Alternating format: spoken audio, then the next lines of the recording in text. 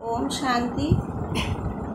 मैंने इससे पहले एक वीडियो पोस्ट किया है, वो राजयोग मेडिटेशन के 3rd लेसन से संबंधित है, जिसमें मैंने शिव और शंकर के बीच क्या अंतर है इसको स्पष्ट किया है। और हमारा 1st लेसन होता है आत्मा का परिचय, 2nd लेसन है निराकार शिव परमात्मा का परिचय, और 3rd लेसन होता है शिव और शंकर क्या है, मतलब शिव और शंकर अलग अलग हैं एक्चुअली, तो उसके बारे में एक्सप्लेन किया जाता है।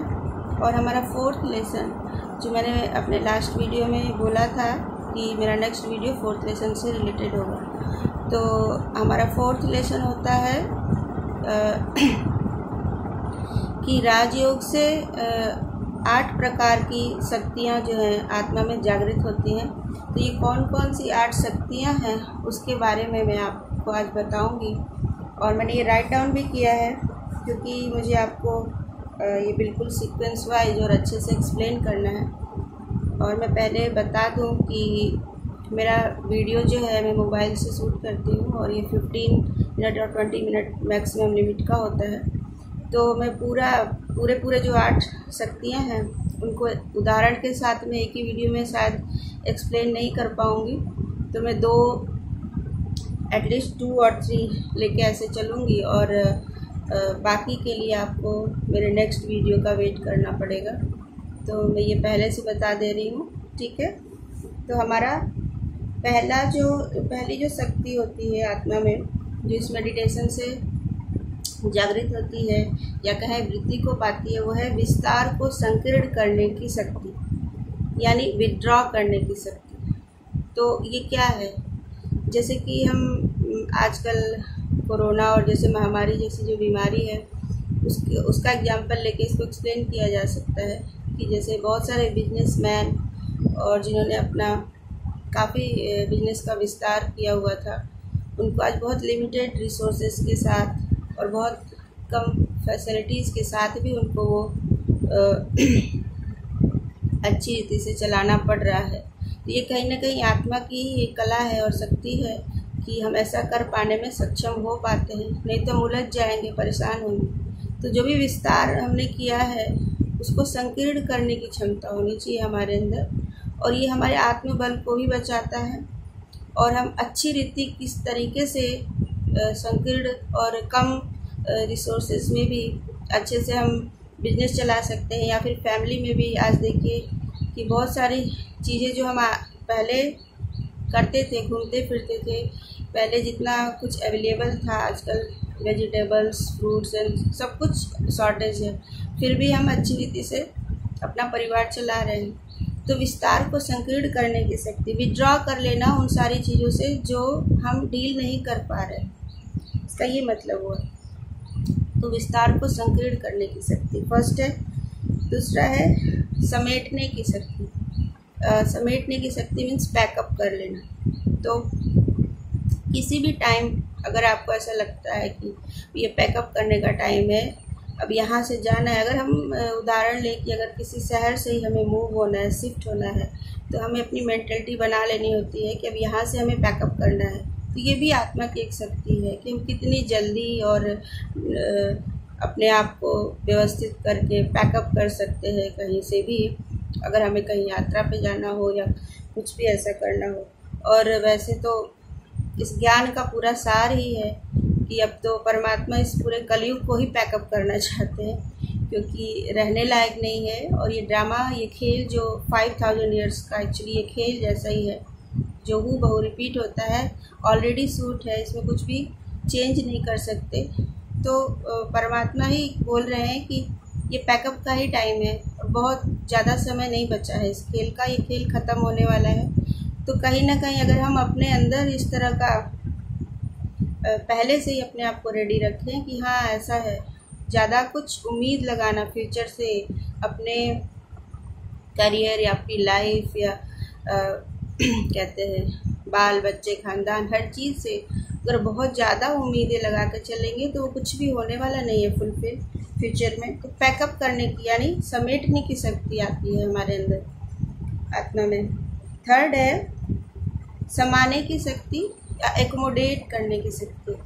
तो इसको समझेंगे कि एकोमोडेशन मीन्स हम किसी के साथ भी एडजस्ट हो जाएं। जैसे कि एक रूममेट होते हैं हमारे ना, कई तरह के लोग होते हैं, 4-5 लोग को एक साथ रहना पड़ रहा है, तो उनके संस्कार अलग हैं हमसे, कमी कमजोरी, उनका व्यवहार, उनका व्यक्तित्व हमसे अलग हो सकता है, या कोई उनके अंदर फ्लॉज भी हो सकते हैं। तो उसको हम एक्सेप्ट कर लें, न कि उस पर कोई प्रतिक्रिया व्यक्त करें। अगर दूसरे की कमी कमजोरियों को हम बिल्कुल साक्षी होकर अपने अंदर समा लेते हैं, तो ये हमारी शक्ति भी बन जाती है और दूसरे को भी उसका बेनिफिट होता है। वो ये कि वो भी बदलने लगेगा। यानी अगर कोई गुस्सा कर रहा है और साथ में हम भी गुस्सा करते हैं तो वो इंक्रीज होगा। कहते हैं ना, आग में घी डालने वाला काम कर रहे हो। लेकिन अगर हमारे अंदर शांत रहने की क्वालिटी है तो अपने आप ही हमारी ये शक्ति उसे भी चेंज होने के लिए शक्ति उसे भी मिलेगी। तो इसको कहते हैं एकोमोडेट करने की शक्ति। हम लोग के ज्ञान में ही सेंटर्स में बहुत सारी बहनें एक साथ रहते हैं, अलग अलग जगह से आते हैं। बिल्कुल ये बिग बॉस जैसा होता है। मैं तो गृहस्थ में प्रैक्टिस करती हूँ राजयोग मेडिटेशन का, बट जो सेंटर मैंने देखा है कि अलग अलग जगह से आए हुए बहुत सारे लोग एक साथ रहते हैं। तो वहाँ पे एकोमोडेट करने का ये जो नेचर आत्मा के अंदर शक्ति है वो होना बहुत ज़रूरी है। ये होने से हम भिन्न भिन्न तरह के लोगों की कमी कमजोरियों को हम देखते भी नहीं हैं और ना ही उसका विस्तार करते हैं। हमको सिर्फ अपने खुद के व्यक्तित्व और स्वमान में रहना है और हमारी ताकत ही और लोगों को आसानी से चेंज करने के लिए काफ़ी होती है। अगर कुछ फ्लॉ है भी तो जितना ही हम संभाल लेंगे। बच्चों को भी देखो, गलतियों को अगर हम ज़्यादा विस्तार करके बताते हैं, उन्हें पॉइंट आउट करेंगे, उन्हें रियलाइज़ कराएंगे गलती किया है तुमने, ये बैड फील होता है उनको, उससे मिलता कुछ भी नहीं है और वो इस तरीके से वो चेंज होने वाले भी नहीं। और अगर हम उनकी गलतियों को संभाल लेते हैं तो खुद ही ये कहीं ना कहीं हम एक ये ईश्वर का ही गुण है। देखिए, ईश्वर पूरे संसार के सभी आत्माओं को वो संबोधित करते हैं, तुम सब मेरे बच्चे हो। और जो भी हम गलतियां करते हैं वो संभाल लेते हैं अपने अंदर, क्योंकि वो जानते हैं ये पार्ट है, ये प्ले है। और हमारी आत्मा भी तमो प्रधान हो चुकी है, तो हमारे अंदर ये विकार रहेंगे ही रहेंगे। वो जानते हैं, वो प्यार से बदलते हैं। उनके अंदर शक्ति है, प्यार और स्नेह से हमें चेंज करते हैं, दुलार के और तारीफ करके। बजाय कि हमारे 100 गलतियों को देखने की बजाय एक गुण भी है तो परमात्मा ने उसे पहचाना है और उसी आधार पे वो हमारे अंदर ट्रांसफॉर्म कर रहे हैं, हमारी सारी नकारात्मक शक्तियों को पॉजिटिव में चेंज कर रहे हैं। तो एकोमोडेट करने की शक्ति यानी समाने की शक्ति होनी चाहिए हमारे अंदर, वो आत्मा में राजयोग से बढ़ती जाती है। चौथा है परखने की शक्ति, मीन्स डिस्क्रिमिनेट करना। परखने की शक्ति एक ये भी गुण है कि हम भिन्न भिन्न चीज़ों को, जैसे कि हम ढेर सारा आपको जेम्स दे दिया जाए, कुछ नकली है कुछ असली है, तो अगर वाकई में परख शक्ति होगी आपको किसी चीज़ को डीपली देख पाना, समझ पाना कि वाकई है भी कि नहीं है, तो जेम्स को हम कैसे पहचानते हैं? लोगों में हीरा और नकली हीरा और असली हीरा को भी पहचानने के लिए देखिए जो होते हैं ज्वेलर्स, उनके अंदर ये क्षमता होती है। तो ये है परखने की शक्ति। परखने में हम इंसानों को भी परख सकते हैं और चीज़ों को भी परख सकते हैं। जब हम कुछ खरीदते हैं, शॉपिंग करते हैं, तब भी हमारे अंदर परखने की शक्ति होनी चाहिए, है ना।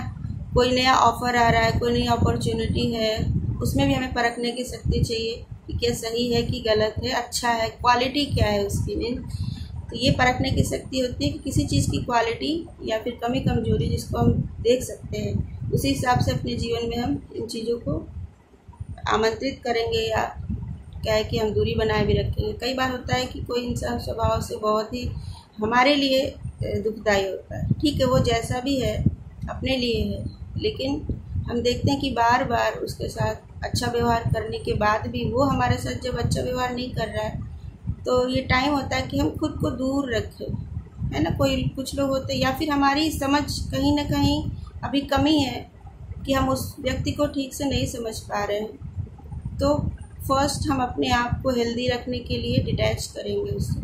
कोई फ्रेंड हो सकता है, कोई रिलेटिव हो सकता है, कोई भी इंसान हो सकता है जिसको हम सोचते हैं कि शायद ठीक चल रहा है, लेकिन लगातार वो लोग हमें दुख पहुंचाते रहते हैं। तो अपनी शक्ति को बढ़ानी है, अपने जो एनर्जी होती है आत्मा में, उसको विल पावर उसको इंक्रीज करना है। तो हमें पहले परखने की शक्ति भी बहुत ज़रूरी है और अपने आप को हम डिटैच रखें।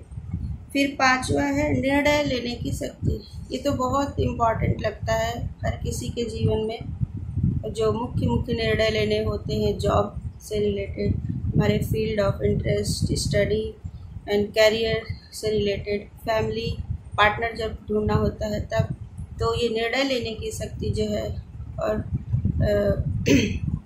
भविष्य में हमें क्या करना है क्या नहीं करना है, तो निर्णय लेने की शक्ति की बहुत ज़्यादा आवश्यकता होती है। शायद स्टडी टाइम से ही एक यूथ में भी बहुत ज़्यादा आवश्यक होता है। तो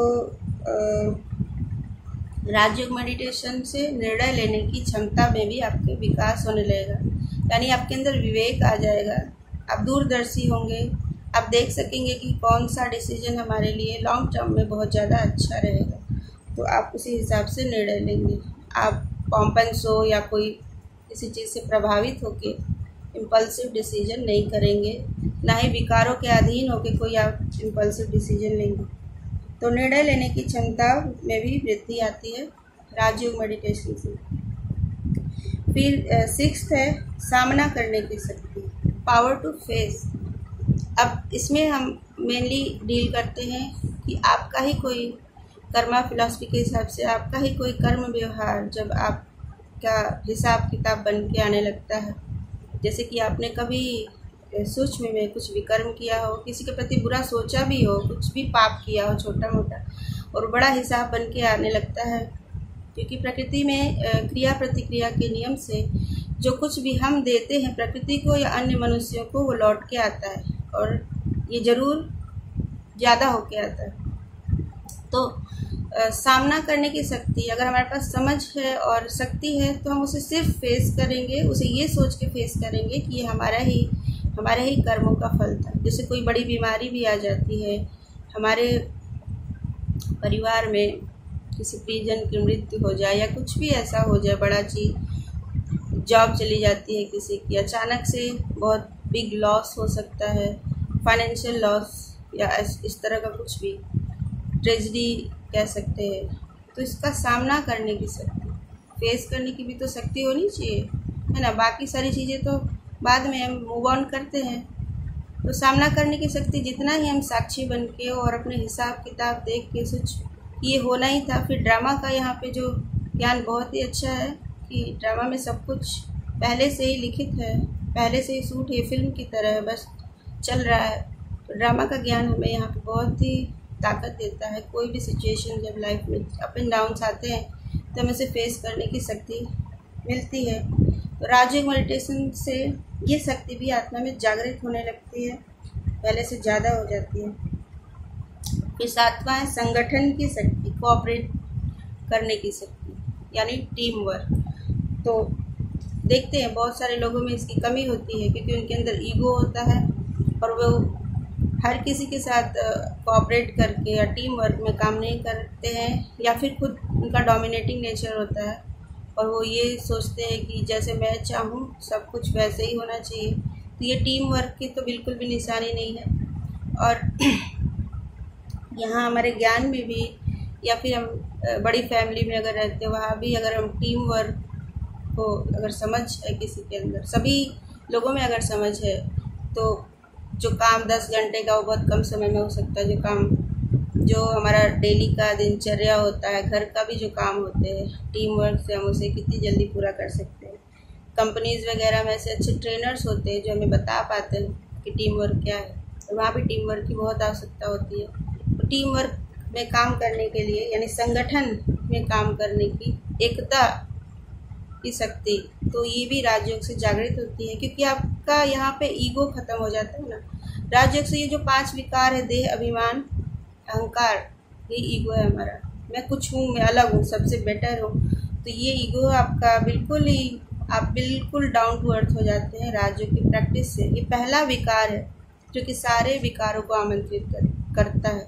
देहभान मतलब हम हम अपने इस फिजिकल बॉडी और जो भी हमारा आउटर अचीवमेंट है, जो भी प्रारब्ध है, उससे हम अपने आप को डिफाइन करते हैं कि हम फलां फलां हैं और हमारे पास ये चीज़ें हैं, तो हम अलग हैं, डिस्टिंक्ट हैं। और ईगो आ जाता है, हम कंपेयर करने लगते हैं, हम सोचते हैं कि उससे बेटर है, फलाने से बेटर है, तो उसको हमसे ऐसे ही बिहेव करना चाहिए। हम एक डिफाइन करते हैं खुद ही कि मैं ये हूँ, वो मुझसे ऐसे बात कैसे कर सकता है, उसको तो बहुत रिस्पेक्ट से बात करनी चाहिए, उसको ऐसे ही करना चाहिए मेरे साथ। तो ये ईगो की वजह से होता है। जब हम ईगो हमारे अंदर ख़त्म होता है, हम देही अभिमानी यानी आत्मिक सोल कॉन्शियसनेस में आते हैं, तो हमें पता चलता है कि ये जो भी हम है, जो हमारा पार्ट है, वो टेम्परेरी है, हमेशा के लिए नहीं है। कहते हैं ना, गीता का ज्ञान है, जो आज तुम्हारा है कल किसी और का होगा, जो कल किसी और का था तुम्हारा है।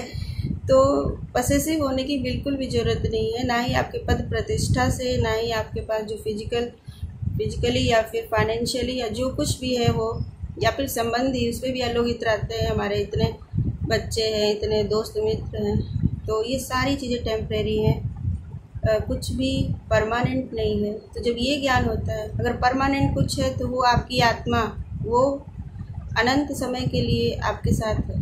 आत्मा, आप खुद आत्मा हो और यहाँ प्रकृति में, यूनिवर्स में सदा सदा के लिए हो। आप भिन्न भिन्न पार्ट प्ले करते हो, अलग अलग जन्म लेते हो। तो जो बाहरी चीज़ें दिख रही हैं वो टेम्परेरी हैं, तो उसे वैसे ही देखो, ठीक है। उससे खुद को डिफ़ाइन कभी भी नहीं करें। आप डिफ़ाइन कर सकते हैं खुद को तो आपकी जो क्वालिटीज़ है, आप आत्मा हो और आत्मिक भान रहे तो सबसे अच्छा है, क्योंकि हम दूसरों को भी आत्मा देखें। मैं भी आत्मा, वो भी आत्मा, सब आत्मा के स्टेज पे सब एक समान है, बिंदु ज्योतिर्बिंदु स्वरूप है। तो जब एक जैसे ही हैं तो फिर भिन्नता कहाँ से आ गई। तो टीम वर्क में काम करने के लिए हमारा अहंकार का ख़त्म होना बहुत आवश्यक है। जिसके अंदर अहंकार और देह अभिमान होगा, वो टीम वर्क में काम नहीं कर सकता। वो खुद को ही बॉस समझेगा हर चीज़ में, लोगों के साथ कोऑपरेट नहीं कर पाएगा। तो संगठन में काम करने की, टीम वर्क में काम करने की जो शक्ति है, वो भी राजयोग मेडिटेशन से इंक्रीज होने लगती है। ये बहुत ज़रूरी होता है कि हम हम्बल होके और टीम वर्क में काम करें, सबके लिए ज़रूरी है। एक इंसान का भी व्यवहार दूसरों में वही चीज़ क्रिएट कर सकता है। वन एक्ट ऑफ काइंडनेस बोलते हैं। फिर 8 सहन करने की शक्ति, यानी टॉलरेट करने की शक्ति। तो ये भी जितनी ज़्यादा होगी आपके अंदर, उतना ही आसान जीवन कह सकते हैं। कहीं ना कहीं हमारा टॉलरेट करने की जो लिमिट है, जब वो ख़त्म हो जाती है तभी हम शुरू हो जाते हैं फिर क्यों, क्या, कैसे करना, फिर गुस्सा करना, क्रोध करना। ये टॉलरेट करने में हमारा दूसरे का व्यवहार हो सकता है, हमारी परिस्थितियाँ भी होती है, हमारे काम का बोझ भी होता है, हमारी जिम्मेदारियों का बोझ भी होता है। तो अगर हमारे अंदर शक्ति कम होने लगती है तभी तो हम भड़कते हैं ना। टॉलरेट सहन करने की शक्ति की भी बहुत आवश्यकता होती है। कहाँ तक टॉलरेट, देखिए, एक तो ज़रूरी चीज़ है कि जब हम कोई चीज़ टॉलरेट करने की शक्ति, सहन करने की शक्ति की सीमा के जब परे हो जाता है तो हमें ज़रूर अपने आप को डिटैच कर लेना चाहिए, क्योंकि सबसे पहले हम हैं, हमको अपना ध्यान रखना है। और कहीं ना कहीं हम ये सारे लोग जो मेडिटेशन प्रैक्टिस कर रहे हैं, इवन कि बहुत सारे लोगों ने हमें ये भी बोला, फैमिली मेम्बर्स एंड ऑल, कि सही ही नहीं है, गलत रास्ते पे हो, क्या है समझ में नहीं आता। उनको नहीं समझ में आता ना, बट वी नो कि ये कितना ज़्यादा ज़रूरी था हमारे लिए। तो हमने अपने आप को डिटैच किया, उन लोगों के विचारों से भी डिटैच किया, उनकी टीका टप्पड़ी और जो भी है सबसे डिटैच किया हुआ है। और हम हमारे लिए जो सही है, उचित है, हम जानते हैं, हमारी आत्मा को फील हो रहा है कि ये तो बहुत अच्छा है मेरे लिए मेडिटेशन, और इससे बहुत अच्छे चेंजेस आ रहे हैं, तो हम इसी रास्ते पे चल रहे हैं। तो ये भी बल होना चाहिए आपके अंदर, टॉलरेट करने की शक्ति होनी चाहिए। कोई कुछ भी कहे, कुछ भी सोचे, कुछ भी संकल्प करता हो हमारे बारे में, उससे हमें क्या लेना देना।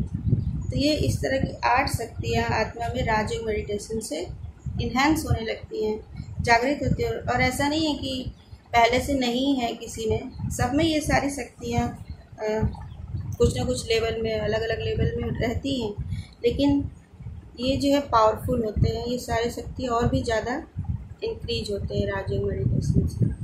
तो मैंने तो कवर कर दिया ये 8 शक्तियाँ जो एक बार रिवाइज कर देते हैं। फर्स्ट है विस्तार को संकीर्ण करने की शक्ति, विड्रॉ करने की शक्ति, समेटने की शक्ति यानी पैकअप करने की शक्ति।